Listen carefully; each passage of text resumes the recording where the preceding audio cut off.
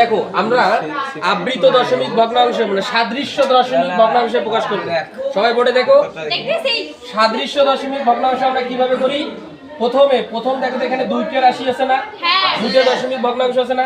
প্রথমে আমরা খুঁজে বাইর করব এই দশমিক ভগ্নাংশের মধ্যে কতটা আবৃত সংখ্যা এবং কতটা অনাবৃত সংখ্যা রয়েছে, তাই তো? তাহলে দেখো প্রথম ভগ্নাংশের ক্ষেত্রে লিখবো আবৃত সংখ্যা।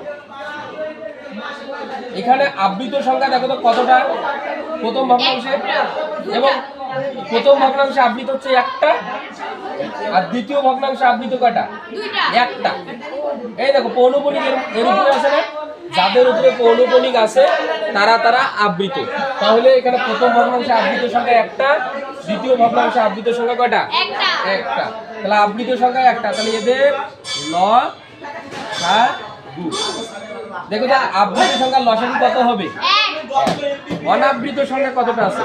অনাবৃত সংখ্যা সমান দেখো অনাবৃত এখানে আছে প্রথম ভগ্নাংশে একটা, পরের ভগ্নাংশে আছে কয়টা? দুইটা। তাহলে এদের লসাগু কি হবে? 1 আর 2 এর লসাগু 2 1 কে 2। তাহলে দেখো আবৃত ভগ্নাংশের লসাগু হচ্ছে 1, মানে আবৃত থাকবে একটা, আর অনাবৃত লসাগু ভগ্নাংশের লসাগু কত? 2। তাহলে এখানে অনাবৃত কয়টা হবে? 2টা। তাহলে দেখো প্রথম অতএব 7.26 পৌনঃপুনিক, এটা সমান সমান আমরা লিখতে পারি 7 পয়েন্ট। দেখো তো অনাবৃত কয়টা লাগবে? এখানে আছে কয়টা? তাহলে লিখবো 7.26।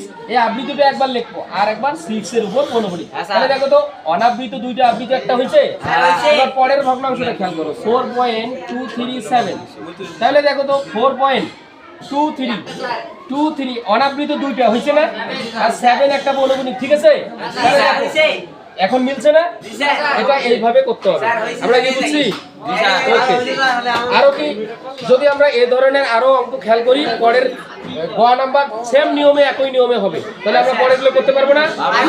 এই নিয়মটাকে ফলো করে পরের নিয়মগুলো করে ফেলাও।